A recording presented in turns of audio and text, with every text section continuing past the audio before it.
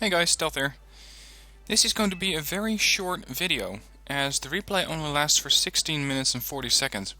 We're following Drasm here, and he's using a UK armor deck, so that means you get a ton of those heavy challengers. And the reason that we're looking at this replay is that somehow, and I'm not sure how yet, we're going to see that right now, Drasm was able to pull all the way up from his alpha spawn all the way into Juliet. So we're going to see a very, very heavy offensive with challengers. You can see them being brought in here, a couple of Mark 3s, a couple of Mark 2s.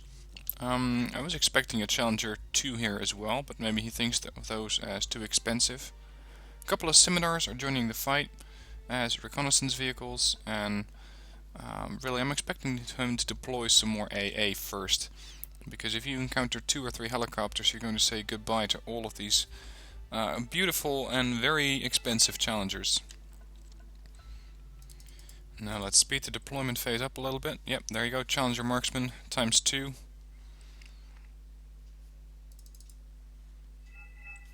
Let's see what we have on the other sides. We got amphibials, STRFs. This, I was gonna say it looks a little bit like a Swedish deck, but not with Avengers. So that was probably a general NATO. And over here on the right, we got more, I'm thinking Danish, Swedish, Scandinavian forces. And they're pushing into this city pretty hard. Under the cover of an Mi-28 and an Ka-52, that's pretty interesting. Now, there was a lot of artillery fire raining down. They deployed some MLRS. Good idea, because it stunned quite a few of the units that are arriving here. They managed to shoot down those helicopters there, so good job. But this is really what I'm interested in. There's absolutely no stopping for these Challengers. Usually this is where they stop, Foxtrot, and this is where people set up a defensive line. This is where the opposing force sets up a defensive line, or possibly using this town, and that's usually as far as you can go. But this is really the armored fist that is going to punch right through. There's a couple of mortars here. He has some units to keep this town, a couple of Fusiliers, Javelins, Milans. I think he just sent these to offload right here, because they're not placed correctly or optimally. For example, an HGM unit right there could cover this entire field. As well as that this Javelin might not be in the best position here, but a position like this would really allow it to cover anything. That is, if there wasn't a advanced line here already. Now, Scimitar is unfortunately going to go down here. Let's see about that T-72B1. Challengers need to kill that quickly. There goes another reconnaissance unit. Transport down, T-72 down. There's still a Spetsnaz GRUs, but they just lost all of their reconnaissance.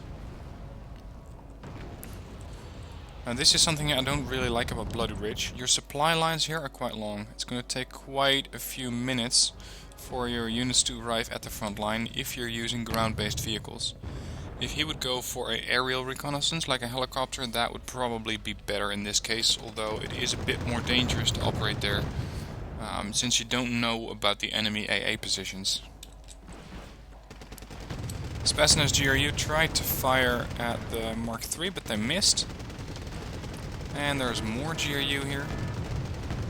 Mark II are taking a battering, but it's not too impressed, and that's because these Challengers have a ton of armor, 19 frontal armor on the front. That's something that these British tanks do exceptionally well. They got a ton of armor, and with that they can deploy to the front line without really having to fear for their lives that much. Now someone's firing MLRS, that's Godspeed. It's these MLRS batteries, and that's going to allow Drasm here to push up even further, because once these units are stunned, they're going to be much easier to either take down or just circumvent. You could just go around this position, because you don't really need to take this town. It's not that important. The main objective here is Juliet. Now, SU-7B here, possibly going for this town, but I think he did not account for the Challenger Marksman, which was hiding here in the forest. There you go, that's how you take down a plane. Yep, and RBS-90 here took it down. Now it looks like Blue 4 really has the upper hand here. They took out everything that went for India and Echo. So they got this town under their control, they got Fox under their control, and the only position where they still really need to push up is Gulf. I haven't seen them do scouting runs yet, so they don't know exactly what's out there yet. He's scouting with a couple of Warrior Milans. These things can probably not take an ATGM hit to the face. It really depends on the armor penetration power of the ATGM that's being fired at you. But with 6 frontal armor they can sustain some hits before they go down. Looks like there's a couple more Urals arriving here. Might be resupply Urals, might be transports, I'm not sure. Yeah, resupply Urals. There goes a 25-point helicopter. And a couple of SPW-70s, so that's more infantry being transported. Mostrelki's here. And he's just using these transports without any infantry inside as a sort of machine gun units. As well as possibly an ATGM screen. So units will fire at these units first, costing them precious ATGM so that later on the tanks can push up. If you lose a couple of these, it's not a big problem because they're only 5 points.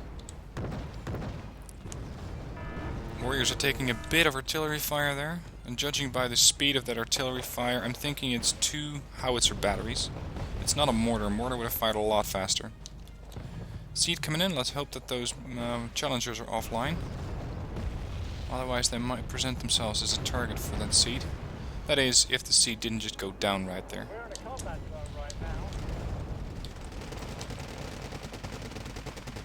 You can see he's trying to circumvent the Motostrelki on this side. And that is a very good thing. It's something that I don't always keep in mind when I'm playing a game. But it's something that you really need to pay attention to. Always ask yourself, do I need to neutralize this position or not? And sometimes the answer can just be, no, I can just go around.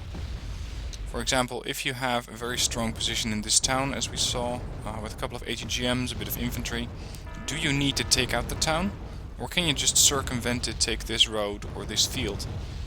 And if you can do so, that's going to save you precious time, as well as a lot of resources and points that you don't have to spend on neutralizing the town. So definitely a good choice, trying to avoid this town, although this challenger is getting remarkably close to the edges of it. One RPG to the side of this tank could take it out. Now they're capturing some supply trucks every now and then, and here's another reconnaissance unit. As well as a column of more units, a couple more scimitars, actually a load of scimitars. Warrior Milans with more infantry, another group of Warrior Milans, Challenger Mark II, Challenger Mark II again, and it seems that there's another rover coming up. He's probably trying to go and capture Foxtrot or Hotel.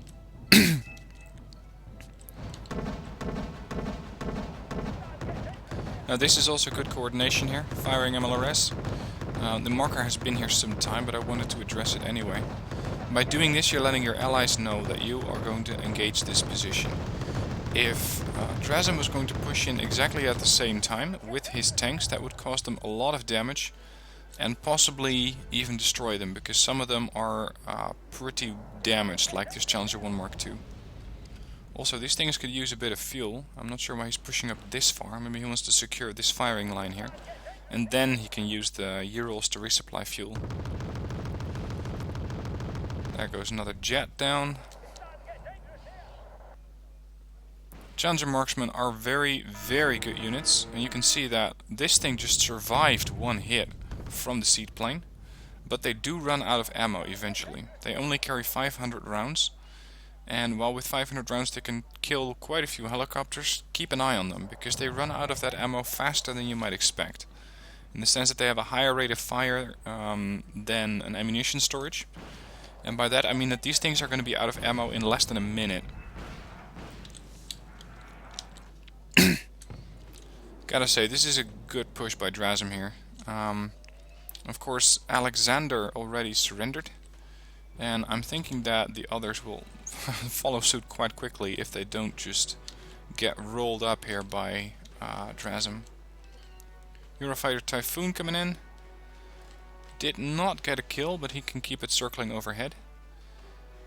And what are they engaging here? Possibly some 50 pointers.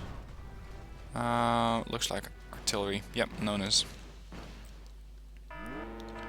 Quite a bit of radar guided AA in the back here. Not a good position for radar guided AA. I'm not sure how long they've been here, but this would have been a way better position. They might have shot down a Eurofighter. Of course, the challengers would have found it, but if he started the game and kept that radar guided AA here all the time, then that was definitely not a good play. Now this warrior has all sorts of trouble, out of ammo, out of fuel, and once it's going out of fuel, they might be able to get some from the fob, if they're fast enough.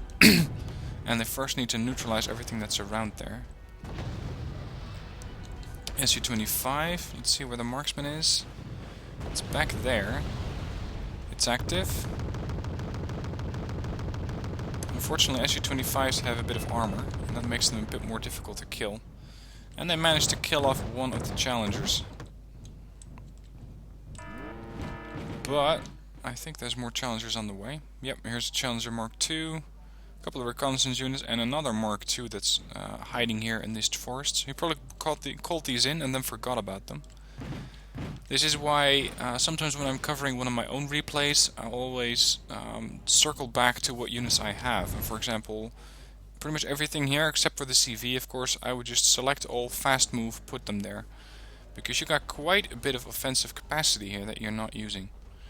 And it's almost like he heard me talk about the units, because now they're starting to all move up, including the rover, because there's another command vehicle here. They might try to neutralize this position, in the sense that they put down their own CV, or they might be going for a hotel to just capture it, although at this point they don't really need the income. There you go, FOBs are now captured. Su-24 comes in. And this Challenger again narrowly avoided death. Let's have a look at that. These things have a ton of frontal armor, 15. He lost 9 blocks of hit points, so it almost got him killed. And that's because these things have a very high armor penetration, but it was just not high enough to kill off the Challenger. And that, I believe, is the only AA unit that can do that. Any other AA unit that can be targeted by seed will go down with one missile. Now, I'm not sure why the Challengers are taking so long taking out these T-72s. The T-72s are definitely doing enough damage here. Waste of a good Strike Eagle there.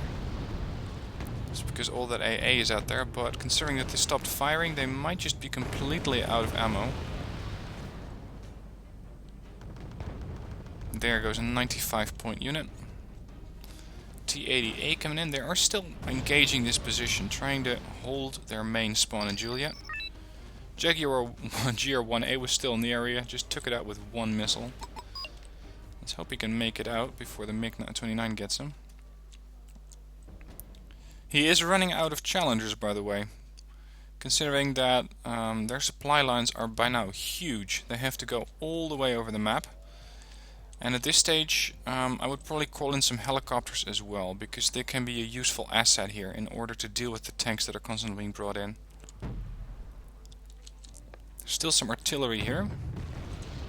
It seems to be just more or less blind firing. And yep, here comes their CV. And this is the end of the game. They're just going to neutralize the cap. That's when Jawa surrenders, and I think that the other guy is also going to go surrender. So very, very quick game here. Drasm did 2,500 kills, almost 2,200, lost 990 units, and there are not a lot of things that I would have done differently here. Maybe I would have pushed up with my units a bit sooner, but considering that he was doing such an aggressive push, he was probably micromanaging the units on the front, and he didn't have time to go circling back over his lines and getting the units that he needed to the front line. So, as far as I'm concerned, great game and well played by Drasm. It is an excellent display of how you can push fast and far into the enemy lines with an armored deck. Now, End of the replay, bit of a short one today, but a deck review is sure to follow, so have a look at that one if you want more Wargame for today. And if you want to keep following Wargame, strategy games, or my channel in general, don't forget to subscribe. Thanks for watching, I'll see you next time.